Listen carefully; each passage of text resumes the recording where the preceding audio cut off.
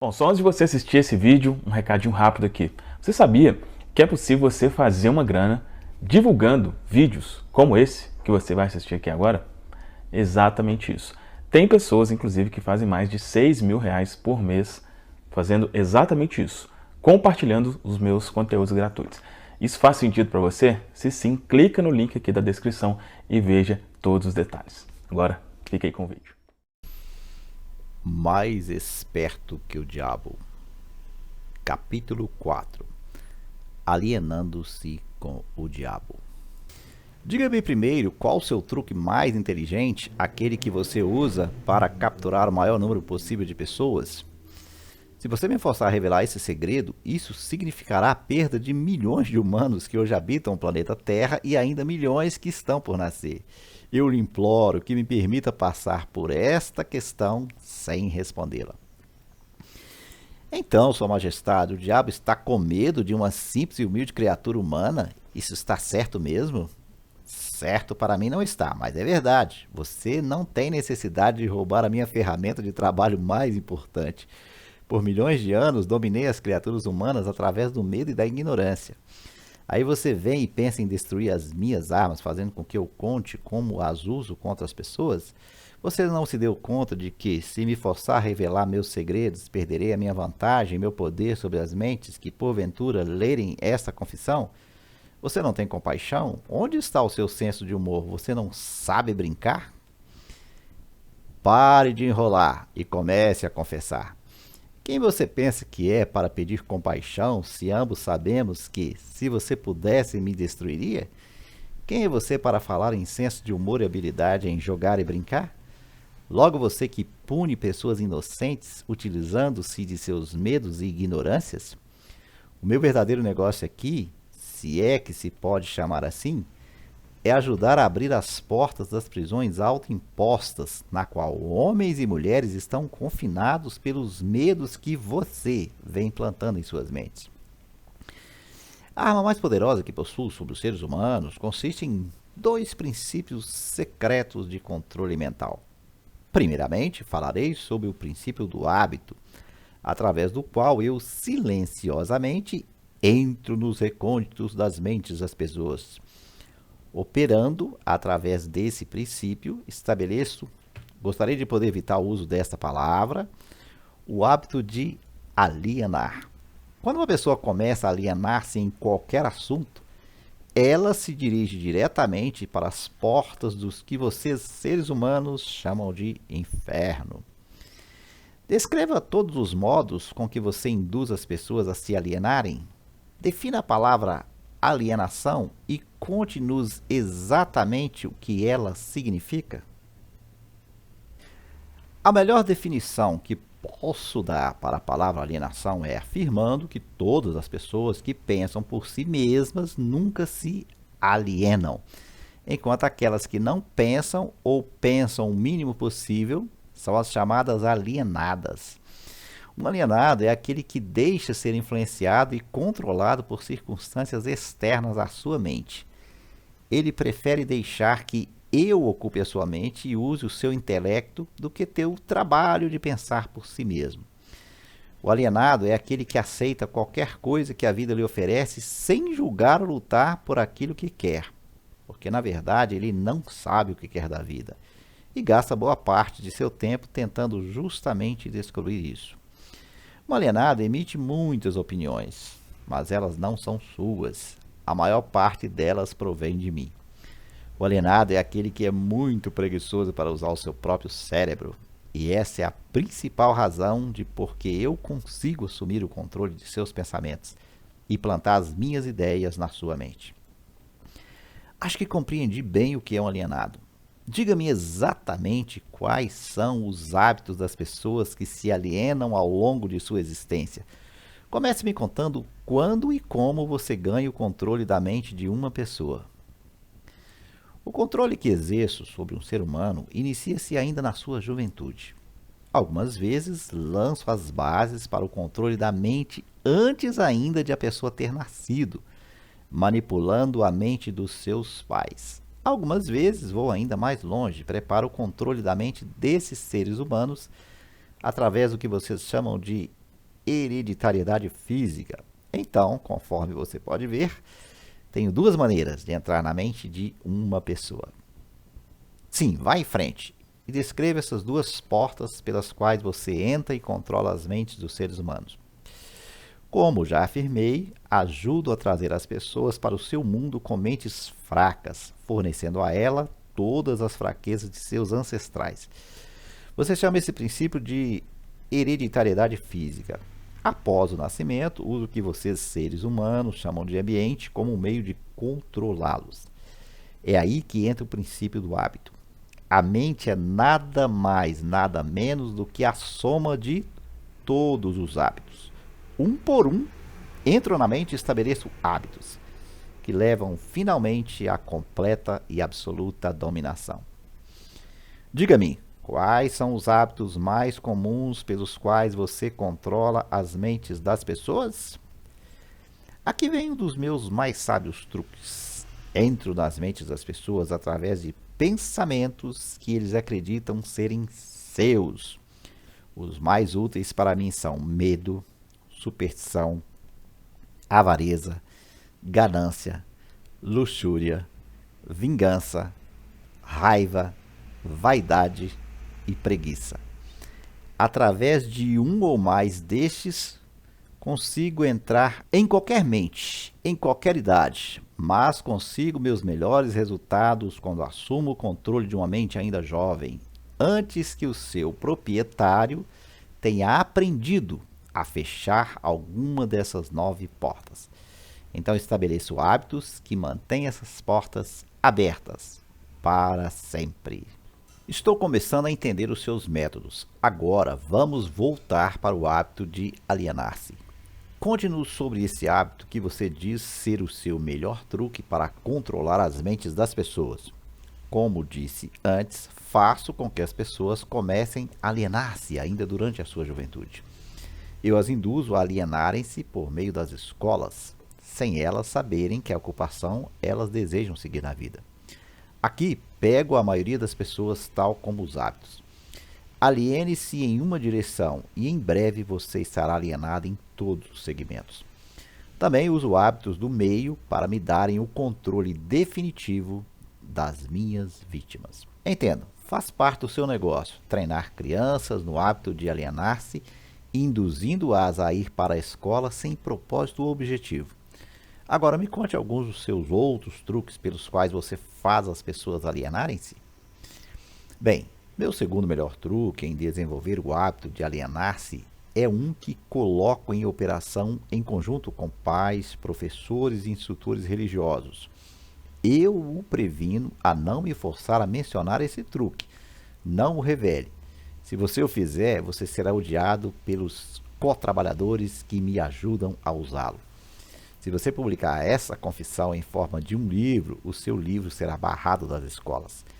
Ele certamente irá para a lista negra da maioria dos religiosos. Ele será escondido das crianças por muitos pais. Os jornais não ousarão fazer resenhas de seu livro. Milhões de pessoas o odiarão por escrever este livro. Na verdade, ninguém gostará de você ou do seu livro, exceto aqueles que pensam, e você sabe como poucos são desse tipo. Meu conselho para você é que deixe passar a revelação desse segundo truque. Então, para o meu próprio bem, você deseja que eu mantenha escondida a revelação do seu segundo melhor truque? Ninguém gostará do meu livro, exceto aqueles que pensam, é isso? Muito bem, vá em frente e responda. Você se arrependerá disso, senhor humano, mas você será alvo de piada. Devido a esse seu erro, você transferirá a atenção de mim para você. Meus co-trabalhadores, que são milhões, esquecerão de mim e o odiarão por revelar os meus métodos que eles pensam serem seus. Não se preocupe comigo, conte-me tudo sobre esse seu segundo melhor truque, com o qual você induz as pessoas a alienarem-se com você para o inferno. Meu segundo melhor truque não é segundo, na verdade, é o primeiro. É o primeiro porque sem ele eu jamais ganharia o controle dos jovens, pais, professores, instrutores, religiosos e muitos outros adultos, sem terem consciência disso. servem à minha causa, ajudando-me a destruir o hábito de fazer as crianças pensarem por si mesmas. Eles fazem o seu trabalho de várias formas, nunca suspeitando do que eles estão fazendo na mente das crianças ou a real causa dos erros dos pequenos. Eu mal posso acreditar em você, Sua Majestade. Eu sempre acreditei que os melhores amigos das crianças fossem aqueles mais próximos a elas, seus pais, seus professores e seus instrutores religiosos. Aonde as crianças iriam sem esses guias de que elas dependem tanto e que são responsáveis por elas? É aí que entra a minha sabedoria. Esta é a explicação exata de como controlo 98% das pessoas do mundo. Assumo o controle das pessoas durante sua juventude, antes que eles possuam o controle de suas próprias mentes, usando aqueles que são responsáveis por elas. Preciso especialmente da ajuda daqueles que ministram instruções religiosas às crianças, porque é aqui que eu acabo com o pensamento independente e começo o hábito da alienação, confundindo as mentes das pessoas com ideias que não são provadas e têm a ver com o mundo de que elas não conhecem nada. É também aqui que eu planto nas mentes das crianças o maior de todos os medos, o medo do inferno. Entendo que é muito fácil para você assustar as crianças com ameaças do inferno, mas como você consegue fazer com que elas continuem a temer você e o seu inferno após elas tornarem-se adultas e pensarem por si mesmas? As crianças crescem, mas nem sempre aprendem a pensar por si mesmas. Uma vez que eu consigo capturar a mente de uma criança através do medo, enfraqueço a habilidade dessa criança de pensar racionalmente e também de pensar por si mesma. E essa fraqueza ela carrega durante toda a sua vida. Contaminar a mente de uma criança antes que ela tenha total controle sobre si mesma não seria tomar para si uma vantagem desleal? Os fins justificam os meios. Sendo assim, é justo. Não tenho essas limitações idiotas de certo e errado. O que me importa é o poder. Uso toda e qualquer fraqueza humana que conheço para ganhar e manter o controle da mente. Entenda a sua natureza diabólica e agora vamos voltar e discutir mais sobre os métodos que você utiliza para induzir as pessoas a alienarem-se, transformando suas vidas em um inferno na Terra. Pela sua confissão, entendi que você toma as mentes das crianças enquanto elas são muito jovens e vulneráveis.